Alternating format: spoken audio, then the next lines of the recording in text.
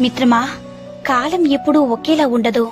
మనం ఇప్పుడు బాధపడుతూ ఉండొచ్చు కానీ మనం బాధ పెట్టకపోయినా సరే మనల్ని బాధ పెట్టిన వారు బాధపడే ఒక రోజు ఖచ్చితంగా వస్తుంది మిత్రమా. కోపం ఆవేశం ఉన్నవారికి దాదాపుగా మోసం చేయడం రాదు.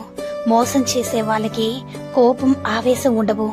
ఉన్నది ఉన్నట్లుగా చెప్పేవారిని ద్వేషిస్తారు. తీయని కబుర్లు చెప్పేవారిని నమ్ముతారు కొందరు వ్యక్తులు.